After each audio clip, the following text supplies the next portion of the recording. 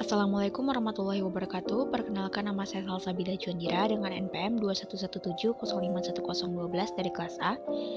Pada video kali ini saya akan menjelaskan tentang pengelompokan jenis operasi set instruksi. Pertama-tama, untuk pengertian dari set instruksi. Set instruksi adalah sekumpulan instruksi yang dapat dimengerti dan dapat dijalankan oleh CPU berdasarkan tipe arsitekturnya. Set instruksi juga merupakan sebuah kamus yang berisi sekumpulan instruksi yang ada di CPU, serta tiap-tiap instruksi itu terdiri dari opcode atau operation code. Selain itu, set instruksi ini juga sering disebut dengan instruksi mesin karena berisi sekumpulan kode biner. Untuk selanjutnya adalah elemen set instruksi. Yang pertama ada operation code. Operation code adalah suatu kode yang berisi perintah yang digunakan untuk menentukan dan menjalankan operand atau operasi matematika tertentu.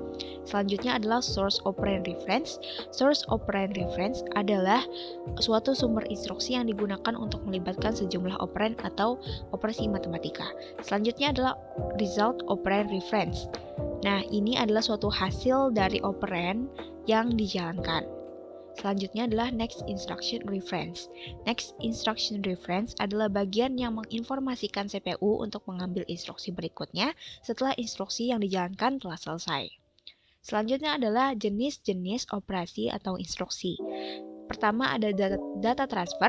Dalam melakukan transfer data ada beberapa yang harus ditetapkan. Yang pertama adalah menetapkan lokasi operand sumber dan operand tujuan. Setiap lokasinya harus berupa memori, register, atau bagian paling atas dari stack-nya. Selanjutnya adalah menetapkan panjang data yang akan dipindahkan. Dan yang terakhir adalah menetapkan metode pengalamatan.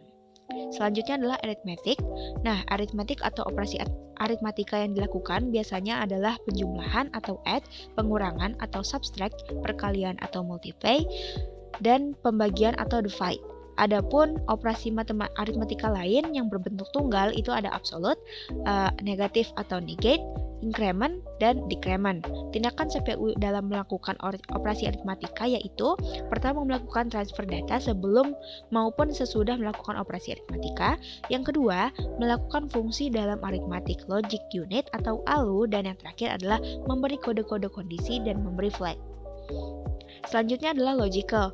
Operasi logika yang biasanya dilakukan adalah AND, OR, NOT, dan XOR. Adapun operasi logika lain yaitu compare atau membandingkan, test atau menguji, shift, dan rotate.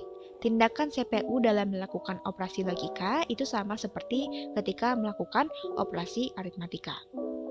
Selanjutnya adalah conversion.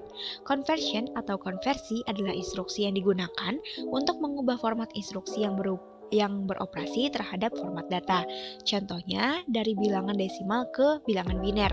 Adapun operasi yang dilakukan conversion adalah translate dan convert. Nah, selanjutnya adalah input-output. Operasi input-output yang dilakukan adalah sebagai berikut. Yang pertama ada input, yaitu memindahkan data dari perangkat input-output tertentu ke tujuan. Lalu selanjutnya adalah output, yaitu memindahkan data dari sumber tertentu ke perangkat input-output. Lalu start input-output, yaitu memindahkan instruksi ke prosesor input-output untuk mengawali operasi input-output. Yang terakhir adalah test input-output, yaitu memindahkan informasi dari sistem input-output ke tujuan.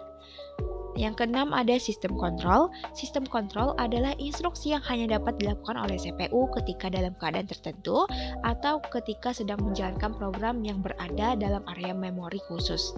Contohnya adalah ketika membaca atau mengubah register kontrol. Selanjutnya adalah transfer of control. Transfer of control dilakukan oleh CPU untuk memperbarui program counter yang memuat alamat memori dari beberapa instruksi yang ada di dalam memori.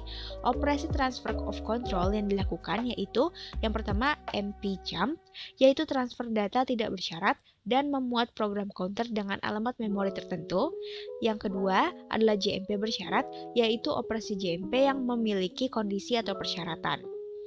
Selanjutnya adalah JMP subroutine, yaitu operasi yang melompat ke alamat tertentu. Selanjutnya adalah return, yaitu operasi yang berguna untuk mengakhiri suatu eksekusi prosedur dan mengakhiri transfer control melalui backlink pada stack program yang awalnya menjalankan suatu prosedur. Selanjutnya adalah execute, yaitu operasi yang digunakan untuk mengambil operand dari lokasi tertentu ke eksekusi dan mengeksekusi sebagai instruksi. Selanjutnya adalah skip, yaitu operasi yang digunakan untuk melompat ke instruksi berikutnya dengan menambah program counter. Selanjutnya adalah skip conditional, yaitu operasi skip tetapi ini berdasarkan suatu kondisi tertentu. Selanjutnya adalah halt, yaitu operasi yang digunakan untuk menghentikan suatu eksekusi program. Selanjutnya adalah wait atau halt, yaitu operasi yang digunakan untuk melanjutkan eksekusi program pada saat kondisi terpenuhi. Selanjutnya adalah no operation atau tidak ada operasi. Nah, yang terakhir adalah addressing modes, di mana addressing modes adalah sebuah metode yang digunakan untuk mengalamati alamat memori. Ada beberapa metode pengalamatan yang umum dipakai. Yang pertama adalah immediate atau segera, direct atau langsung, indirect atau langsung, register indirect, displacement, dan stack. Mungkin itu saja yang bisa saya sampaikan pada video kali ini. Saya ucapkan terima kasih atas perhatiannya. Wassalamualaikum warahmatullahi wabarakatuh.